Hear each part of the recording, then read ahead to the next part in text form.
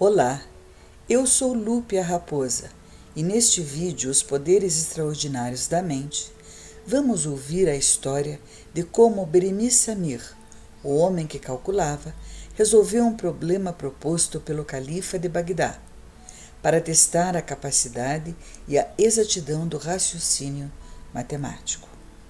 Para nosso grande prazer, César Astunian lia as histórias do maravilhoso livro O Homem que Calculava, de autoria de Malbataan, deixando-nos encantados, a nós, Mao, o Puma, a mim e também ao nosso amigo Nuna Sapak, o sábio cientista que nos permitiu acesso à grande biblioteca nas cavernas dos Andes. Esta história está contada no livro Girassóis, Ipês e Junquilhos Amarelos. Conta a vida de César e as nossas andanças em companhia dele pelas trilhas dos Andes, onde encontramos a civilização dos homens-pássaros. Ficávamos por horas acomodados entre os livros da biblioteca, na caverna, ouvindo a leitura e refletindo sobre os debates que aconteciam entre César e Nuna Sapak acerca dos prodígios dos poderes da mente humana. Exercícios de concentração e meditação, motivados por intenção clara e vívida e uma rotina disciplinada, são a chave para a mudança completa nas vidas dos praticantes. Este é um conhecimento muito antigo, cultivado inicialmente entre sociedades asiáticas, com impressionantes resultados. É fato reconhecido entre cientistas e estudiosos que a mente humana determina a realidade experienciada pelo ser, que é projetada para o exterior após sua criação pela mente. A deliciosa história do homem que calculava traz no seu capítulo 2 o relato de Beremiz Samir, o protagonista dos contos, sobre o treinamento da sua mente e do seu raciocínio, e ele começou seu relato assim. Chamo-me Beremiz Samir e nasci na pequena aldeia de Khoi, na Pérsia, à sombra da pirâmide imensa formada pelo Ararat. Muito moço ainda, empreguei-me como pastor a serviço de um rico senhor de Kamat. Todos os dias, ao nascer do sol, levava para o campo o grande rebanho e era obrigado a trazê-lo ao abrigo antes de cair a noite. Com receio de perder alguma ovelha, tresmalhada e ser, por tal negligência, severamente castigado, contava-as várias vezes durante o dia. Fui, assim, adquirindo pouco a pouco tal habilidade em contar que, por vezes, num relance, calculava sem erro o rebanho inteiro. Não contente com isso, passei a exercitar-me contando os pássaros, quando em bandos voavam pelo céu afora. Tornei-me habilíssimo nessa arte. Ao fim de alguns meses, graças a novos e constantes exercícios, contando formigas e outros pequeninos insetos, cheguei a praticar a proeza incrível de contar todas as abelhas de um enxame.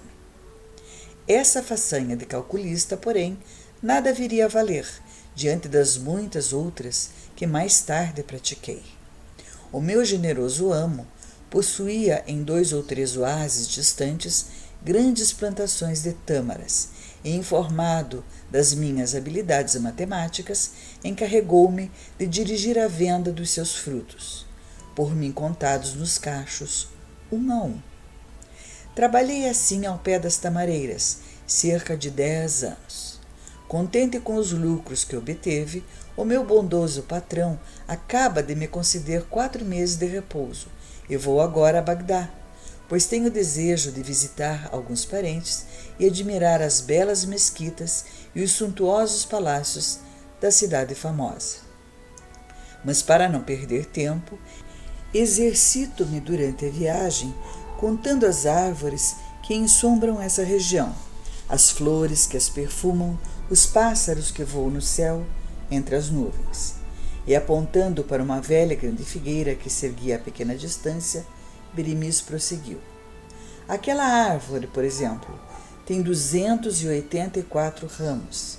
Sabendo-se que cada ramo tem em média 347 folhas, é fácil concluir que aquela árvore tem um total de 98.548 folhas.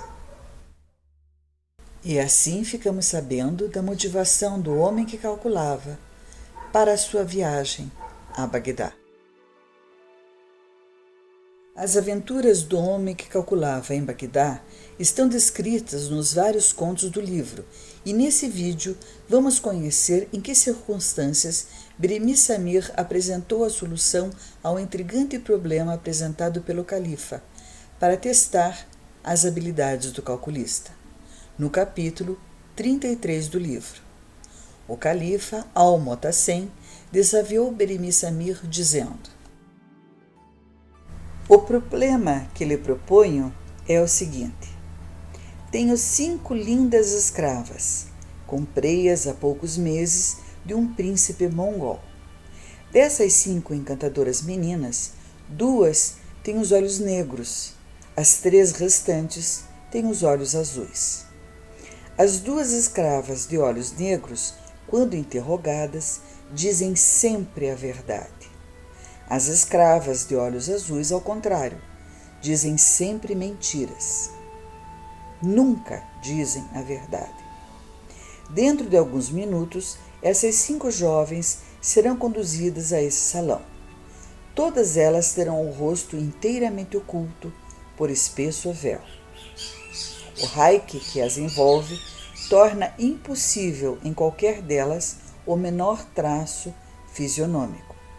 Terás que descobrir e indicar sem a menor possibilidade de erro quais as raparigas de olhos negros e quais as de olhos azuis.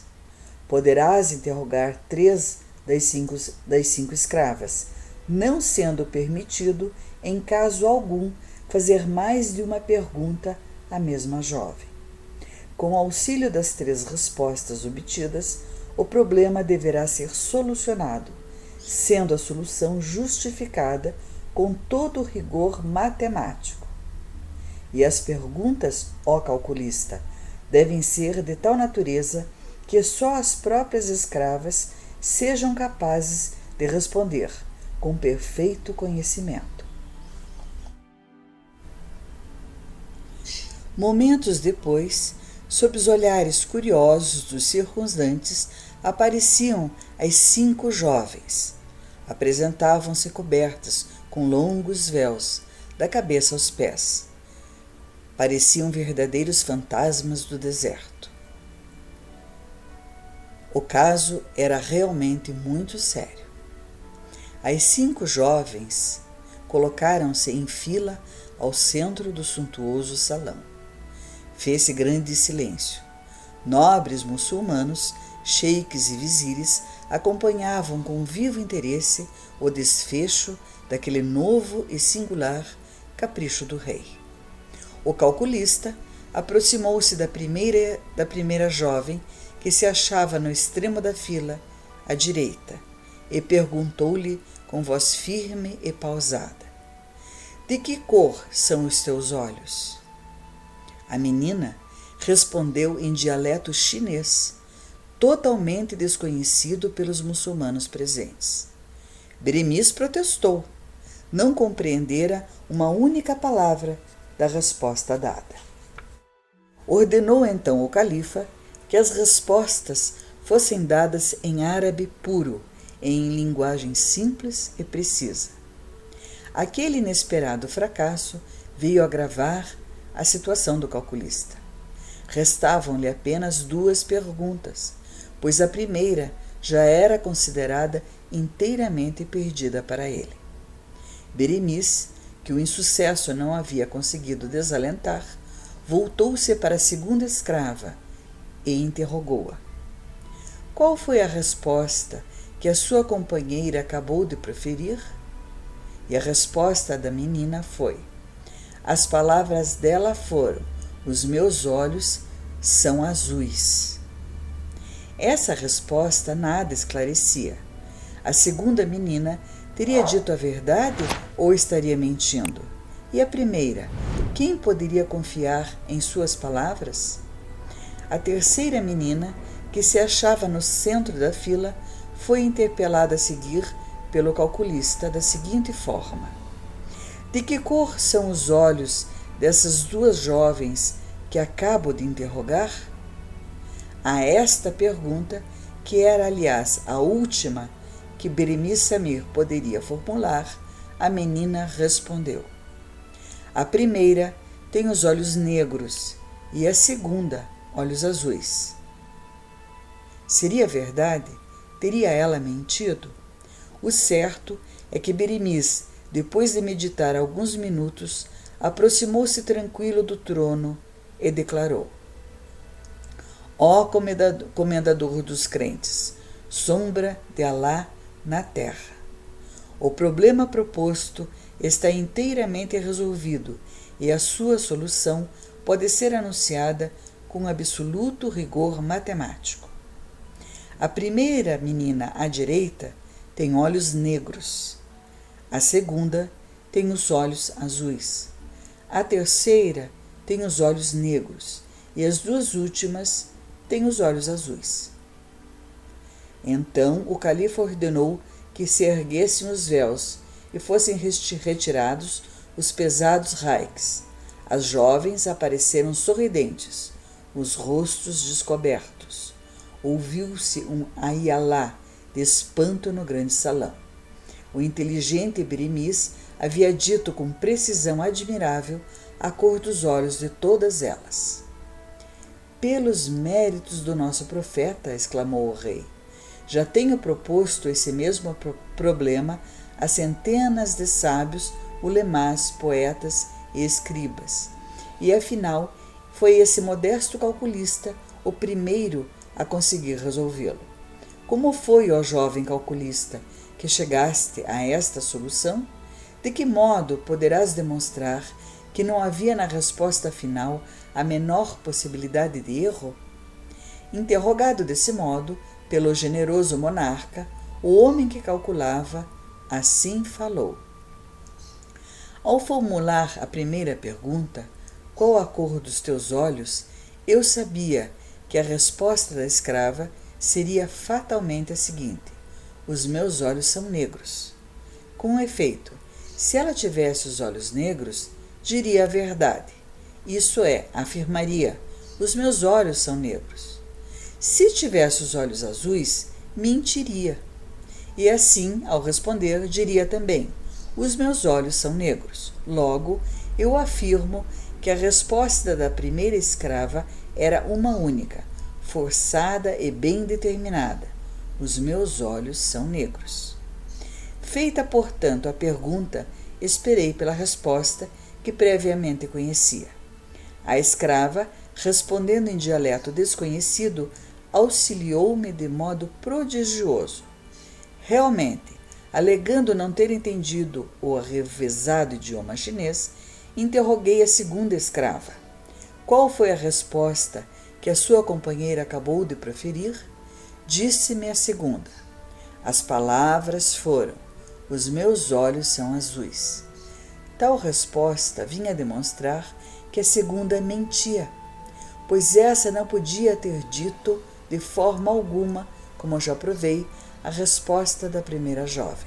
Ora, se a segunda moça mentia, era evidente que os seus olhos eram azuis.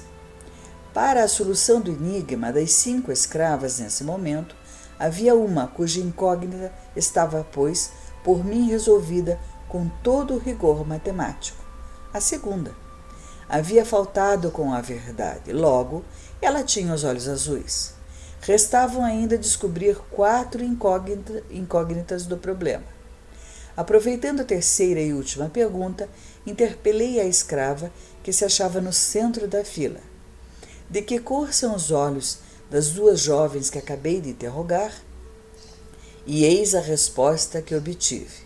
A primeira tem os olhos negros, a segunda tem os olhos azuis. Ora, em relação à segunda, eu não tinha dúvida, conforme já expliquei. Que conclusão pude tirar então da terceira resposta? Muito simples. A terceira jovem não mentira, pois confirmara que a segunda tinha os olhos azuis. Se a terceira jovem não mentira, os seus olhos eram negros e as suas palavras eram expressão da verdade. Isto é, a primeira menina tinha também os olhos negros. Foi fácil concluir que as duas últimas, por exclusão, à semelhança da segunda, tinham os olhos azuis. Posso asseverar, ó Rei do Tempo, que nesse problema, embora não apareçam fórmulas, equações ou símbolos algébricos, a solução pode ser a certa e perfeita. Deve ser obtida por meio de um raciocínio puramente matemático.